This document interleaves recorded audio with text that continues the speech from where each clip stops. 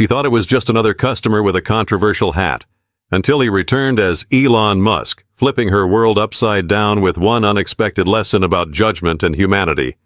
The bell above the door jingled, and Mandy barely glanced up from her notepad. The lunch rush was winding down at Millie's Diner, a no-frills spot just off Route 66 in Flagstaff, Arizona. Locals loved the greasy burgers and cheap coffee, and Mandy had become a fixture here over the last 10 years. Her quick comebacks and no-nonsense attitude were part of the charm, or so she liked to think. "Table for one?" she asked without looking, but something about the new customer made her glance again. He wasn't a local, that much was clear. Late 30s, maybe early 40s. The stark red cap on his head was what caught her eye first. The white letters across it were unmistakable. "Make America Great Again." Her jaw tightened as she grabbed a menu from the counter. "Follow me," she said flatly, leading him to a booth near the window. The diner wasn't busy, just the usual retirees nursing their pie and truckers finishing up their plates. She dropped the menu on the table with a bit more force than necessary. The man looked up, his blue eyes calm. "Thanks," he said, sliding into the booth. Mandy didn't respond. She pulled her notepad from her apron and poised her pen over it. "What'll it be?" He scanned the menu, oblivious to her irritation. Or maybe just ignoring it. "Coffee black, and the meatloaf special." She wrote it down but didn't move. Instead, she crossed her arms and stared at him. "You know, a hat like that's bound to stir trouble in a place like this." The man glanced up, surprised. "Excuse me?" "You heard me," Mandy replied, her voice steady but cool. "I've got people in here who wouldn't take kindly to what that hat stands for. Neither do I, for that matter." The diner seemed quieter than before. A couple in the corner stopped their conversation to glance over. The trucker at the counter shifted in his seat.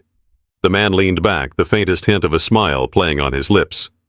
"I see. So are you refusing to serve me because of my hat?" Mandy straightened her apron, defiant. "You can keep your coffee, but the meatloaf?" "No, not here." His smile disappeared. "Interesting," he said softly, rising from his seat. "Good to know where you stand." He left a $5 bill on the table and walked out without another word. But the tension in the room stayed, hanging over the diner like a storm cloud no one wanted to talk about. The door swung shut behind the man, but the weight of the moment lingered like thick smoke. Mandy turned toward the counter, shaking her head, muttering something about people asking for it. The murmur of conversation that had paused now bubbled back up, tinged with whispers about what had just happened. "That was bold," called out Gary, a retired mechanic who practically lived in the corner booth. "You always been this gutsy, Mandy?" Mandy smirked but didn't respond. Instead, she grabbed the coffee pot and made her rounds, her motions brisk. To her, it wasn't about guts. It was about principle. "Ain't got room for that kind of message here," she said, refilling cups like she hadn't just made a public spectacle. By the time she reached the trucker at the counter, the whispers had turned to full-blown opinions. "You know," the trucker started, his voice gravelly, "that guy didn't seem like he was here to cause trouble. Maybe he just wanted a meal." Mandy slammed the coffee pot back onto the warmer, her frustration bubbling over. "That hat speaks for itself. It's not just fabric, it's a message. And that message? I'm not serving it here." The trucker held up his hands, backing off, but his point had already settled in the air. Not everyone agreed with Mandy's stand, but few dared to say it outright. It was a diner, after all, a place where people came to eat, not argue politics. Still, the tension rippled out. A young couple at a nearby booth left without finishing their meals. Gary leaned back in his seat, observing the fallout with a raised eyebrow, while the cook peeked through the pass window, muttering something about just another day in this crazy world. But beneath her outward confidence, Mandy felt the sting of doubt. She'd made a point, sure, but had she made it the right way? The $5 bill still sat on the table like an accusation. She swept it into her apron pocket without thinking and glanced at the door, half expecting him to walk back in, maybe with an army of complaints or worse. But the door stayed shut, and the hours dragged on. By the time the dinner shift rolled around, the buzz had faded. But Mandy couldn't shake the feeling that the day wasn't over. Not really. But the calm felt like a warning, like something bigger was waiting just around the corner. By the next morning, the incident was the talk of the town. In a place as small as Flagstaff, stories traveled faster than wildfire. Mandy noticed it right away. Customers giving her sidelong glances, a few avoiding her eyes altogether. She brushed it off outwardly, but inside, the whispers were starting to grate. "Morning, Mandy," said Karen, the owner of the flower shop next door, as she slid onto a stool at the counter. "Heard you had a little excitement yesterday." Mandy sighed, pouring Karen's usual coffee. "If you call standing up for what's right excitement, then sure." Karen stirred her coffee slowly, her eyes scanning Mandy's face. "I don't know. Seems like you might have poked a hornet's nest. Not everyone agrees with you, you know." Mandy's lips pressed into a thin line. "I'm not looking for everyone to agree with me, Karen. I'm looking to keep this place safe. That hat represents a lot of things, and none of them sit right with me." Karen nodded, but there was hesitation in her expression. She didn't push further, though. People rarely pushed Mandy. It was part of her aura. Tough, sharp, untouchable. Still, as the day wore on, she began noticing more empty booths than usual. Regulars who came in every day were suddenly busy. The tips, usually decent, had thinned out too. It gnawed at her, though she'd never admit it. Was she losing customers? Was this her line in the sand? And if so, was it worth it? Later that afternoon, Gary wandered back in, his usual grumpy self. "So," he started as he settled into his booth, "what's the next plan? Gonna start checking hats at the door?" Mandy rolled her eyes, leaning against the counter. "What do you want, Gary?" "Just making conversation," he said, grinning slyly. "But you gotta admit you're making waves. Not everyone likes waves." "Then they can find a calm sea somewhere else," Mandy snapped. But her voice lacked its usual bite. Something about Gary's tone had burrowed under her skin. The rest of the day felt like a slow grind. She kept glancing at the door, half hoping and half dreading the return of the man in the MAGA hat. Maybe he'd bring reporters or a lawyer. Maybe he'd want an apology. The uncertainty sat heavy, coiling around her thoughts until the bell above the door finally jingled. But it wasn't him. Just another family passing through, oblivious to the drama that had unfolded here less than 24 hours ago. Still, Mandy couldn't shake the feeling that this wasn't over. Not by a long shot. 3 days later, the diner was in its usual mid-morning lull. Mandy stood behind the counter wiping down menus and half listening to the radio. The bell above the door jingled and she glanced up, expecting one of the regulars. But the moment her eyes landed on the man walking in, her hands froze mid-motion. It was him. But this time, he was nearly unrecognizable. Gone was the red hat, the worn jeans, and casual demeanor. Instead, the man wore a perfectly tailored navy suit, his shoes gleaming like they had just been polished. And he wasn't alone. 2 men in dark suits flanked him, their expressions unreadable. A third followed behind, lugging a professional-grade camera. The diner fell silent as heads turned. Conversation stopped mid-sentence. Forks hung in the air and Mandy's stomach tightened. Her pulse quickened, but she refused to show it. She straightened her apron and stepped out from behind the counter, determined not to let him see her falter. "Well, look who's back," she said, her voice steady but colder than she intended. "Didn't think you'd come crawling back here." The man's face broke into a smile, calm, confident, and almost too self-assured. He walked toward the same booth he'd sat in before, his companions trailing behind like shadows. He didn't sit this time. Instead, he turned to face the room. "Good morning, everyone," he began, his voice carrying the smooth authority of someone used to being heard. "I'd like to reintroduce myself. My name is Elon Musk." The diner erupted. Gasps, murmurs, and the scrape of chairs filled the room as disbelief rippled through the crowd. Mandy's heart thudded in her chest, and for the first time in years she found herself speechless. Elon Musk? The billionaire? The guy whose face was plastered on every tech headline and Twitter feed? "Wait, what?" Gary blurted from his booth, craning his neck to get a better look. "You're kidding!" But the man, or Elon rather, didn't flinch. His blue eyes scanned the room, landing squarely on Mandy. "I came here the other day for a meal," he continued, his tone measured but pointed. "And I left with a lesson. A lesson about assumptions. Mandy's cheeks flushed, but she stood her ground. Look, I don't care who you are. That hat is just a hat, Elon interrupted, his voice sharper now. But it's fascinating how much power people give to symbols, isn't it? The camera operator began filming, and Mandy felt every pair of eyes in the diner on her. The regulars, the truckers, the family in the corner, all waiting to see what she'd say. You set this up? She asked, her voice edged with disbelief. You planned all of this? Elon's smile softened, but it didn't quite reach his eyes. I like to understand people, their reactions, their limits.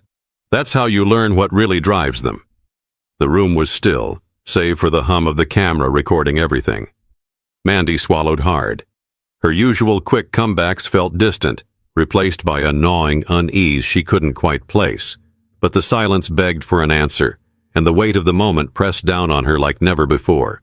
Mandy crossed her arms, her jaw tight as Elon's words settled over the room like a challenge. The air felt heavy, charged with curiosity and judgment. She couldn't let him control the narrative, not in her diner. So what? You wanted to play some kind of social experiment? She shot back, her voice firm but tinged with frustration. You put on that hat, walked in here knowing it'd get a reaction, and now you want to lecture me? Elon leaned slightly against the booth, his posture relaxed but his gaze unwavering. It wasn't just about the hat, he said. It was about how we see each other, how quickly we jump to conclusions without asking a single question. You didn't know me. You didn't ask why I was wearing it. You just assumed. The murmurs from the crowd grew louder. Gary, always eager to stir the pot, chuckled from his booth. He's got a point, Mandy. You didn't exactly roll out the welcome mat. Mandy ignored him, her focus locked on Elon. You don't get it, she said, her voice cracking slightly. That hat means something to people. To me. It stands for things I can't just ignore. I won't ignore. And I understand that, Elon replied, his tone surprisingly measured. But here's the thing. Symbols only have as much power as we give them. The real power? It's in how we treat each other. One moment of judgment, one snap decision, can ripple out in ways we don't even realize. The room fell quiet again. Even the camera operator seemed to hold his breath as Mandy considered his words. She wanted to push back, to fight, but there was something disarming about his calmness. It wasn't arrogance. It was conviction. You're trying to make this about me, she said finally, her voice softer but still defensive. But what about you? You came in here looking for a reaction. That's manipulation, plain and simple. Elon tilted his head, acknowledging her point. Maybe, he admitted. But isn't that what we all do, in one way or another? Test boundaries, provoke responses, learn from the results? The difference is what we do with what we learn. Karen, still perched at the counter, spoke up hesitantly. Mandy, maybe he's got a point. We're all quick to judge these days. It's easier than having a conversation. Mandy's eyes flicked toward her friend, then back to Elon. Her defenses were cracking, but she wasn't ready to concede just yet. So, what do you want from me? She asked, her voice barely above a whisper. I don't want anything from you, Elon said. I want something for you, for everyone here. To think, to question, to challenge your own assumptions. We're so divided, so quick to label each other. What if we paused, just for a moment, and asked why? The weight of his words settled over the diner, and for once, Mandy didn't have a snarky comeback. She glanced around, taking in the faces of her regulars, people she thought she knew so well. They were watching her now, waiting for her response, but there was something else in their eyes, curiosity, maybe even hope. But Mandy wasn't sure if she was ready to meet that hope, or if she even knew how. The silence in the room stretched on, thick with unspoken thoughts. Mandy's mind raced as she searched for the right words, something that wouldn't feel like defeat but also wouldn't dismiss the gravity of what just happened. She glanced at the regulars, the trucker at the counter, the young couple, Karen, people who had watched her day in and day out, who had come to know her as sharp and unwavering. Finally, she exhaled, her shoulders relaxing just a fraction. "You want us to question our assumptions?" she said, her voice steady but quieter now. "Fine. Here's my question for you. What were you trying to prove by walking in here with that hat? You knew how people would react. You knew the weight it carried." Elon nodded slowly, his expression thoughtful. "I wanted to see how far we've come, or how far we haven't. Sometimes the only way to understand a divide is to step into it. But I also wanted to see if someone, anyone, would be willing to have the conversation instead of the argument." Mandy blinked, her lips parting as if to respond, but no words came. The weight of his answer pressed against her frustration, and for the first time in years, she felt uncertain about her own convictions. The trucker broke the silence, leaning back on his stool. "I hate to admit it, but the guy's got a point. We're all so quick to jump down each other's throats. When's the last time any of us actually listened to the other side?" Gary, ever the instigator, chuckled. "Well, I listen all the time. Doesn't mean I agree, though." A ripple of laughter eased some of the tension, but it didn't erase the gravity of the moment. Mandy looked at Karen, whose expression was soft, almost pleading, then at the young couple, who seemed torn between awe and discomfort. Finally, she turned back to Elon. "So, what now?" she asked, her tone tinged with reluctant curiosity. Elon smiled faintly. "That's up to you, up to all of us. We can keep reacting, snapping to judgments, closing doors, or we can take a beat. Start small. Ask a question instead of making a statement." The camera operator lowered his equipment as if sensing the climax of the moment had passed. Elon adjusted his suit jacket, glancing around the room. "I appreciate you letting me come back here," he said, his voice softer now. "You didn't have to, and I don't take that lightly." Mandy hesitated, then nodded once. It wasn't an apology, not yet, but it was a start. As Elon turned to leave, the bell above the door jingled again. For a moment, no one moved. Then Karen clinked her coffee cup against the counter and said, "Well, that's not something you see every day." The diner erupted in nervous laughter, the kind that carries relief more than humor. Mandy caught herself smiling, a small, fleeting moment of release, but she quickly busied herself with wiping down the counter. But as she worked, she couldn't shake the feeling that something inside her had shifted, even if she wasn't ready to admit it just yet. The diner slowly returned to its rhythm, but the energy in the room was different. Conversations were quieter, more reflective. The regulars whispered to each other, and even Gary, usually quick with a joke, seemed lost in thought. Mandy moved through the motions of her shift, but her mind wasn't on the orders she took or the coffee she poured. Karen lingered at the counter, her coffee cold but untouched. Finally, she broke the silence. "You okay, Mandy?" she asked, her voice gentle. Mandy paused, her hand gripping the edge of the counter. "I don't know," she admitted, her voice unusually quiet. "I've been so sure of what I stand for, what I won't tolerate. But now I'm wondering if I've been too sure." Karen smiled faintly, tilting her head. "It's not a bad thing to question yourself now and then. Keeps us human." Mandy gave a small nod, but her chest still felt heavy. "I didn't mean to shut him out completely. I thought I was standing up for something important. Maybe I was. But maybe there's more to it." The trucker at the counter chimed in, his gruff voice softer than usual. "Standing up for what you believe in isn't wrong, Mandy, but sometimes it's about how you do it. A little curiosity goes a long way." Mandy looked at him, surprised. She'd pegged him as someone who wouldn't care about what had happened, but his words stayed with her. As the lunch rush came and went, she found herself thinking about Elon's parting words. Ask a question instead of making a statement. It sounded so simple, but the weight of it settled deeply within her. How often had she assumed she knew someone's story before they had a chance to tell it? How many times had she been judged the same way? By the time the afternoon sun slanted through the windows, Mandy had made a decision. She didn't need to agree with everyone who walked into her diner, but she could at least give them a chance to be heard. That much she owed herself and them. The bell jingled again, and another stranger walked in. This time Mandy looked them straight in the eye and smiled. "Welcome to Millie's," she said, her tone warm but steady. "Table for one?" The man nodded, and she led him to a booth. As she handed him the menu, she caught a glimpse of her reflection in the window. For the first time in a long time, she saw someone who was willing to grow, even if it wasn't easy. But growth, she realized, was rarely easy, and that's what made it matter. As the diner settled back into its familiar hum, Mandy felt a quiet resolve brewing inside her. The events of the past few days had rattled her, pushed her to confront parts of herself she hadn't questioned in years. But maybe that wasn't such a bad thing.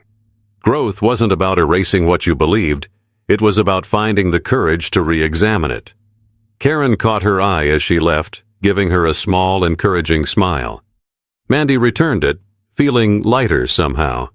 Not because everything was resolved or because she suddenly had all the answers, but because she was open to asking the right questions. Later that night, as she closed up the diner, Mandy paused by the window. The neon "open" sign flickered faintly in the glass, and her reflection stared back at her. She thought of Elon's words, about symbols, assumptions, and the stories we tell ourselves about each other. Maybe the next time someone walked through that door wearing something she didn't like, she'd start with a question instead of a judgment. Maybe she'd give them the chance she hadn't given him. It wouldn't be easy, but then again, nothing worth doing ever was. She flipped the sign to closed and stepped into the cool night air, a small smile playing on her lips.